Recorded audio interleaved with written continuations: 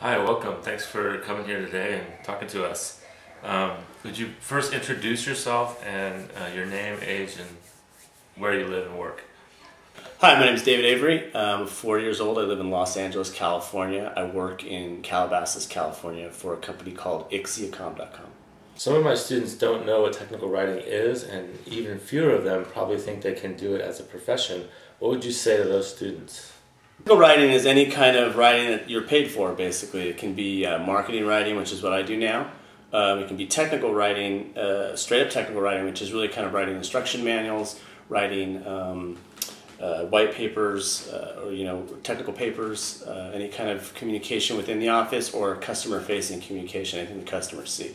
That's going to be the written word. So that's what technical writing entails. Can you describe technical writing as a profession? So technical writing as a profession is any kind of written communication for a business environment. It can be customer-facing, in that it's going to be something customers read, or it can be internal facing, which is something within the company will be reading. There's lots of different types of technical writing. There's technical writing, straight up technical writing, which is usually manual creation for different products. And there's also marketing writing, which is what I do, which is creating things that the customer's going to see, like brochures, case studies, any kind of data sheets for your products, white papers, technical papers that get published, news articles, that kind of thing. So that's, in a nutshell, what technical writing entails. The way I got into technical writing was kind of a roundabout way. I was an English major in college, so I was already somebody who liked to read and write. Did a lot of writing in college. When I got out of college, I started doing QA work for various game companies. And then from there, because I got bored of playing the video games, I started editing their manuals and their customer-facing materials, their databases and that kind of thing. So was able to develop my writing skills that way and get that as a full-time job for a software company, and then later into data communications, which is the field I work in now. Data communications is anything dealing with routers and switches, any kind of telecommunications. That's the industry that I'm in. What kind of qualifications would you recommend to somebody who's interested in getting into this line of work? Technical communications really requires somebody to be interested in what they're in finding out and learning about new things, because most of what you really do is research into whatever topic you're going to write about. The writing part, everyone kind of assumes you can put a sentence together and can type and know how to lay out a cohesive argument in a written fashion. So most of what you need to do is be interested in learning about what it is you're going to be writing about. So that can range from, like my industry, routers and switches. It can range in medical field. It can be investigating medical techniques or procedures or devices.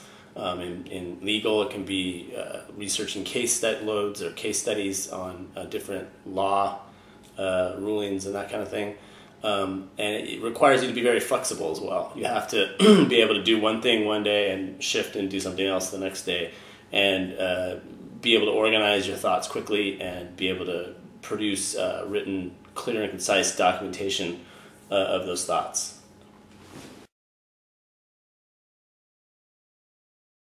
A typical day for a tech writer would be, or even any kind of business writer, is doing a lot of research, organizing projects and making sure that you've checked in with the people who need to know about what you've done so far, getting your material that you've written reviewed, and check for technical accuracy, check for just, it's always good to get a second pair of eyes on it to just see if you've missed anything.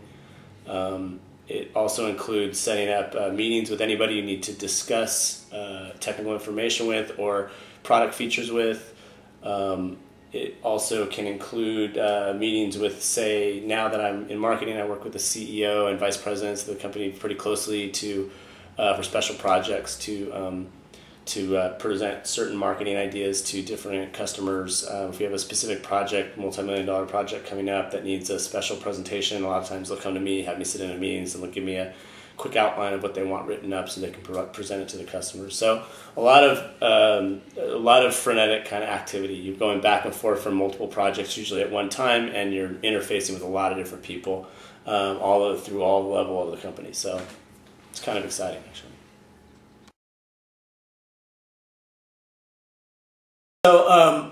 salaries I've found in technical writing are pretty good. And one of the nice things about technical writing in the United States is that it's managed to avoid some of the outsourcing issues that have occurred in other areas. Data communications, where I specialize in, the salaries have been pretty good. A good entry-level technical writer with some experience, can look to make anywhere from $70,000 to $80,000 a year. Very starting out, probably more around the $45,000 to $55,000 a year. And then a senior technical writer has been doing it for 10, 15 years, can easily make over $100,000 a year. So the salaries I just mentioned were basically, I would say, for a larger city. I don't know in the smaller cities what it would be. And when I say that, I also take into account, when I say larger city, I'm also talking about tech areas for myself, which if I were to look around the country, there's certain areas that have a high technical data communications and software, like Seattle or say Raleigh or something like that, that have large numbers of tech companies that have moved there. So I mean, even Raleigh's not, I wouldn't say a big city in the sense of like New York, but it's a larger North Carolina city. You're talking about. Yeah, Raleigh, North Carolina. Okay. Or Austin, Texas would be another example of where there's a lot of tech and there's decent salaries for people, even though it's not, say, like a Los Angeles or a New York. So, if you could say anything about professional writing in the workplace, what should people know?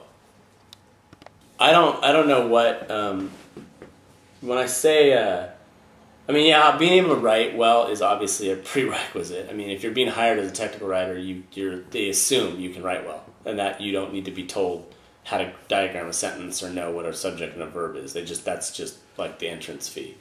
So, I mean, but at the same time, it's like when you learn to read and write, I mean, you kind of do them at the same time, right? I mean, it's the same thing with, I think, writing and reading. It works both ways. So, like, I mean, by reading is going to increase your ability to write well. Right. Reading a lot, just because, like I said, you're going to see a lot of sentences and just know and see a lot of examples of the right way to do it. Right. And then you'll start reading stuff, and you'll notice when those things aren't right, jump out. They start jumping out at you. Mm-hmm. Would you say that outside of the technical writing profession, in the workplace, almost in any job, is writing a sort of a requirement for almost any job nowadays? Absolutely. At least any professional job that I've ever worked at, you have to be able to communicate in a written format, because there's just not an opportunity, especially in today's business climate where companies are run in offices all across the world. There's just not the opportunity to get everybody in a room together all the time. So a lot of times projects are initiated and completed through email and tracking sheets, and I mean, almost everybody has to provide some sort of written evaluation of themselves every year. Right. You have to provide some sort of written documentation of what you're doing on a day-to-day, or weekly basis to whoever you report to. Even if you're a senior VP, you have to answer to the CEO, and the CEO has to answer to the stockholders. So, I mean, everybody's has to produce this stuff. Right. And having the ability to easily just put your thoughts on paper in at least a semi-clear form is actually a really big advantage. I mean, people respect that. It's a valuable tool to have.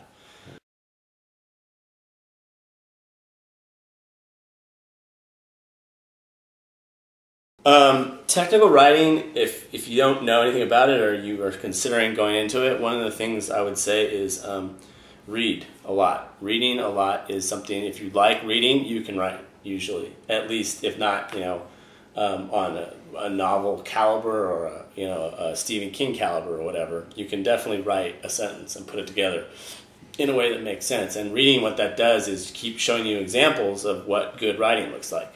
So, really, most of my training for being a writer came from the fact that I love reading, and I read almost all my life, pretty much all the time.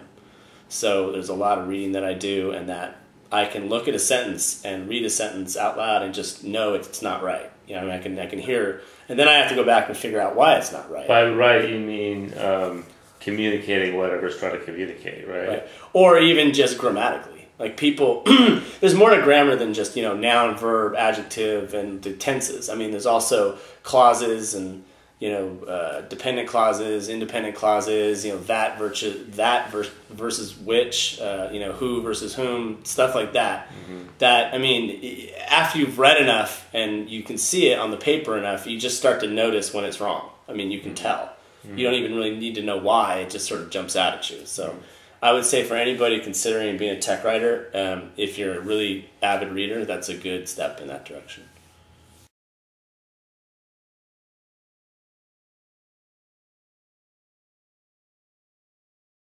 So technical writing generally in business situations, as even beyond the career path, one of the things I would say is that when you're writing in a business situation, don't try to be funny or cute. Be very direct and very specific in your writing, because it's very, very easy to misinterpret tone in an email or say in any kind of written document. If they're not there to pick up on visual cues, then sometimes humor gets lost and people get upset about stuff like that. They can take things the wrong way. And the second thing I would say is that you should always, in any kind of communication in business, provide what you need, when you need it by, what's the objective, in other words, why are you asking for this, and how can you help. Always put that in there. It's how can you help.